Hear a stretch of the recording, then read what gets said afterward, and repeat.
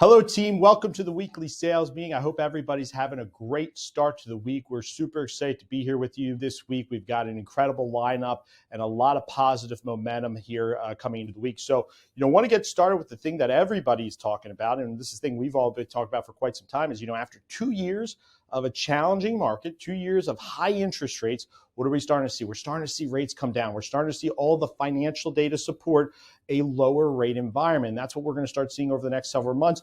And these indicators are going to start to compile and drive interest rates down. So as we get prepared for this, that doesn't mean that, we think rates are going to go back down to where they were in 2020 or 2021 when they were, 2s and 3s. We just mean that it's going to be a normal environment. We're going to get to a better place, a more stable place. And what is that going to do for us? That's going to drive more home buyers into the market. Just in the last 30 days, based upon interest rate improvements, 9 million borrowers are now back in the money, are now looking for homes. So, that's a big, big deal. Every 0.5% to 0.75% down interest rate, more and more buyers come in the market, more affordability opens up, which means more inventory is going to come online. So we've got a lot of positive things to talk about, but the most important thing is we are prepared to win heading into 2024. That's the key. We've got our operations dialed in. We've been working really hard all year long on preparing to make sure we've got operations where it needs to be as we go into a better rate environment. Now, this goes back to an old Wayne Gretzky quote, talking about, I don't go to where the puck is, I go to where it's going to be. And that's the key. That's a key mindset here, is like, nobody really values certain things in a low rate environment. When people don't have loans, when loan officers don't have a lot of loans, they undervalue having an LOA. They undervalue having operations. They undervalue having a team behind them. Those are all investments that we've made strategically over the last 2 years, preparing for 2024. Preparing for 2025, being in a position where we've got the recruiting, the onboarding, the entire support system in place to be able to scale operations. So as volume goes up, we're not dealing with the challenges that a lot of people are going to be dealing with over the next couple of years. So, just because rates improve and just because more opportunities come into the market doesn't mean everybody gets to capitalize on them. There's only so much time in the day, and your ability to capitalize on opportunity has everything to do with the systems, processes, and capacity that you have in place. And that's what we've been preparing for. So all of those investments are about to pay off in a major way, and we've got your back. We're all in the same team here, and we're all focused on making sure as opportunity comes up, as we have the opportunity to grow our business and to capitalize on this market, we're going to be able to support it with a best-in-class client experience. So I want to talk about loans in the money, okay? The database is the money. Last week, we spent a lot of time working with our technology team, our marketing team, really focusing on dialing our CRM in, really focusing on making sure we're dialing our database in to put our loan officers in a position where they know when loans are in the money.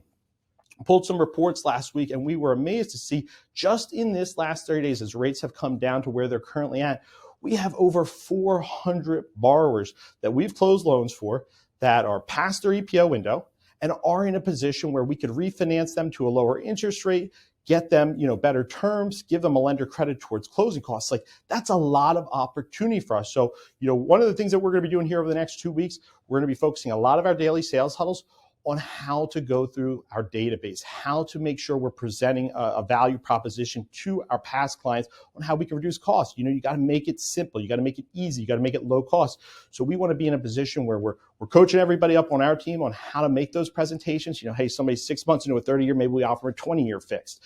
How do we make sure we price this loan in a way that gives the borrower lender credit to cover some of the closing costs? Like, we want to make it efficient, effective, and valuable to our consumers and also our loan officers, so they can get the information from us, present it to their past borrowers, and be in a position where they tee up that refinance right away. And hey, some people, they might be teetering. They might be right in line where you have the conversation now, you let them know we have their back and we're going to refi in the next 3 months.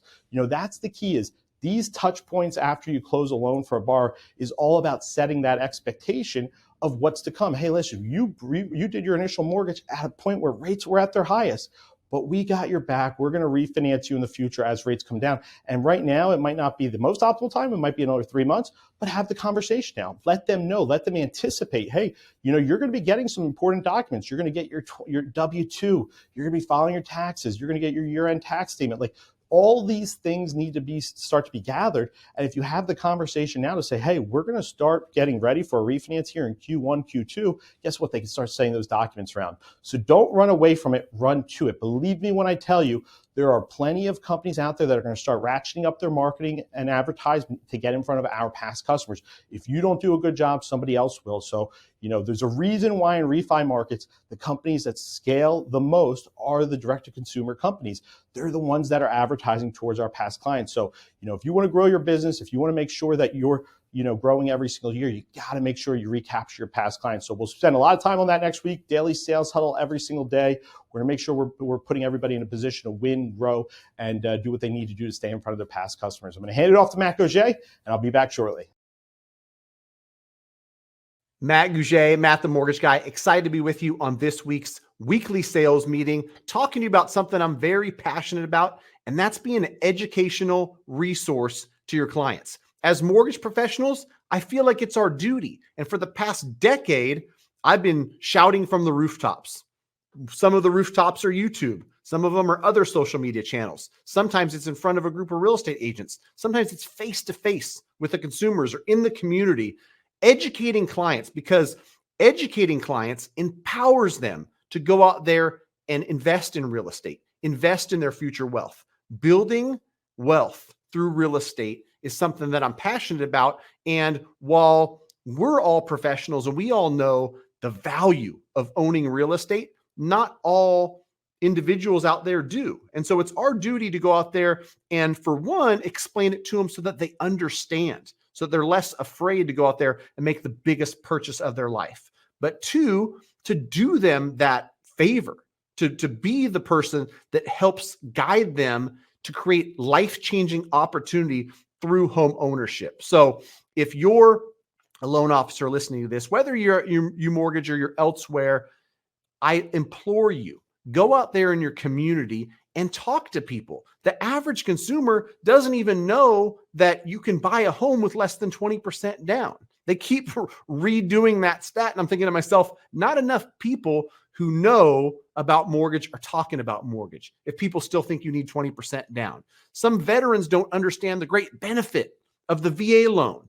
More people need to be talking about it. Home buyers don't understand, as a first-time home buyer, you've got 3% down conventional. You've got 3.5% down FHA. There's down payment assistance with no down payment, right? There's a plethora of loan products to help people create life-changing opportunities through home ownership. So I'm going to continue to make YouTube videos. Quick plug for Matt the Mortgage Guy on YouTube. Go check it out. I've got something like 1,000 videos, and I'm going to continue to make them for every comment that I get. Thank you. I learned something. What do escrow accounts mean? Should I be paying points? What is the best way to buy a home in 2024? How do I buy a home in a buyer's market? How do I buy it in a seller's market? What are some things that I should look for in a loan estimate?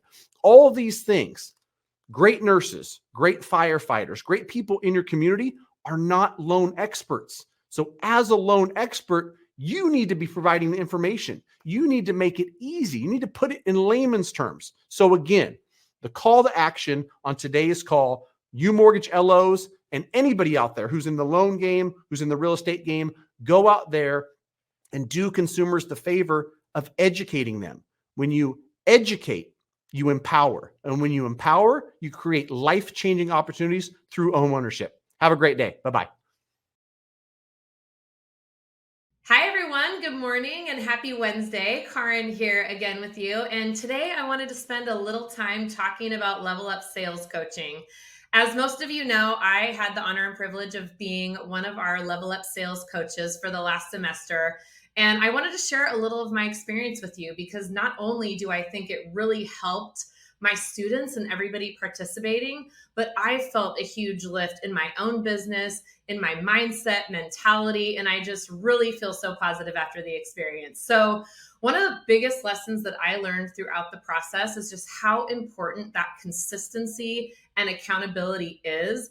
As a coach, I knew the spotlight was on me, so I wanted to make sure that I was entering all of my activities in Sales Screen, really participating and being that person that was leading by example. But as a result, I was able to see a huge lift in my business, because everything that we were sharing within Level Up Sales Coaching was something that I need to do as an originator who holds themselves to a very high standard and wants to produce and perform at a really high level. So that helped me. That consistency is so key and so important.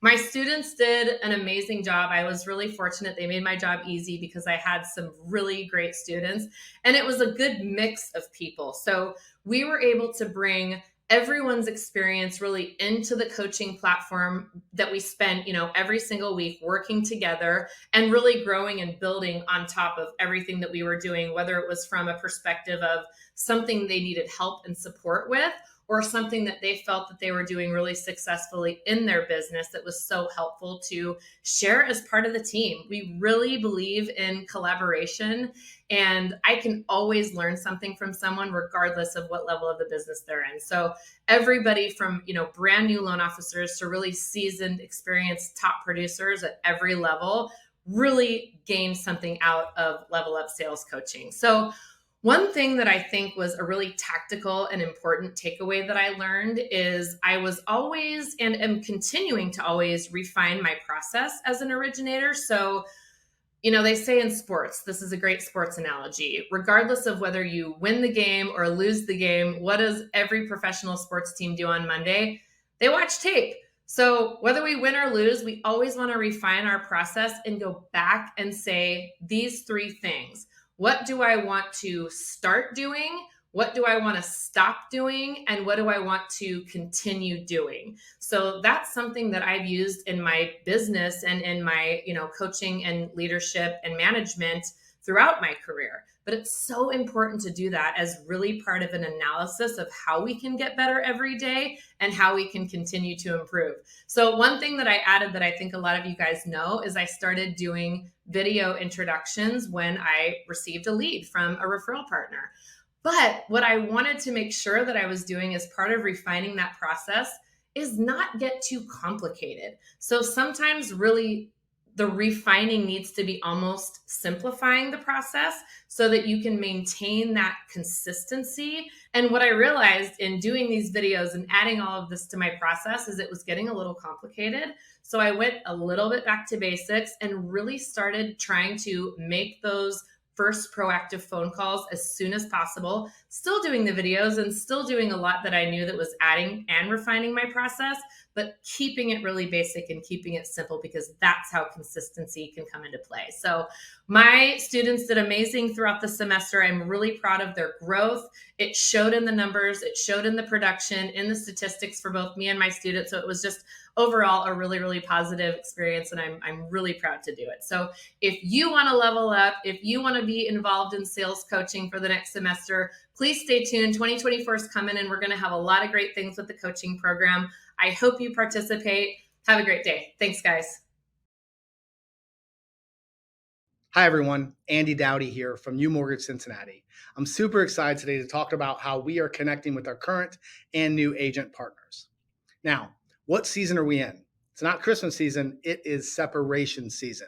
Here in Cincinnati, we've come up with attainable and measurable goals for the next 90 days on how we can set ourselves apart from the competition. Every LO out there, besides us, threw in the towel probably during Thanksgiving week and they're done for the year. Whether they hit their goals or they didn't hit their goals, they're just ready to start 2024 off on a new foot. Now, we've come up with ways to make the next 90 days the most impactful 90 days of our career and set ourselves up for success in 2024 and beyond. So I'm going to talk a little bit about how I connect and have meetings with my current agents that I've worked with for a long time and how I get new agents and the reasoning behind both. Now, first, it's very important we set ourselves up with our goals. My goals, for example, for the next 90 days are at least 2 agent meetings face-to-face per week, whether it's coffee, lunch, breakfast, dinner, doesn't matter. In fact, last week was my biggest week ever. I had 7 face-to-face meetings last week. 5 of them included eating. So how are we going to set our goals? First off, we need to decide what our intent is for next year. Are we looking to cultivate the relationships we already have with agents, or are we looking to build new agent relationships? I think that in this business, if we're not growing, we're dying. I love the agents I work with, but it's very important to also cultivate new relationships with the new ones out there. Okay. Best example is listing agents on every single deal that you close. I'm briefly going to talk about the current agents we work with and the new agents that we can go after and the importance of meeting with them as much as possible. Current agents. It's very important that we stay top of mind. Not only talking to our agents every day, texting them, seeing how they're doing in their personal life, knowing about their personal life, their family, their friends, and everything like that is important. It's also important to talk business with them as much as you can. If you can get in front of your current agents 1 to 2 times per month, every other week, you're going to be in a great spot. Why? Again, we need to stay top of mind. We need to sit down with the agents that we work with the most, and we need to help find ways that we can invest our time into their business and help them grow. Because we know as agents grow, we grow together with them. And next, after you meet with them, it's important that you guys set up the next meeting. You go through the items that you talked about together, whether you guys are going to plan an event together, you're going to sit down on Wednesdays and call all of your active leads together, whatever you're going to do from a marketing standpoint or just a get down and get to work standpoint, it's important that you guys set call to actions for each other. I love meeting with the agents that I know, okay? Whether it's in the evening, the weekends, or just in the mornings during normal business hours, it doesn't matter. I know that when we're meeting, we're finding ways to get stronger and grow together. Next is new agent partners. The best way I find to meet new agent partners is to find partners and clients that love the service I gave them. We hope that every single deal goes smooth and that listing agent is impressed. My goal is to meet with every single listing agent on every single closing in the next year. Personally, I know that they've already seen me, how I operate, how my team operates, and they already know about my brand. It's very important to early on in the transaction, ask them for a meeting after the loan closes. Go to the loan closing, set up a meeting with them before or after, and ensure that you are putting yourself in front of them no matter what it takes. The first meeting, I always find out what exactly they're looking for.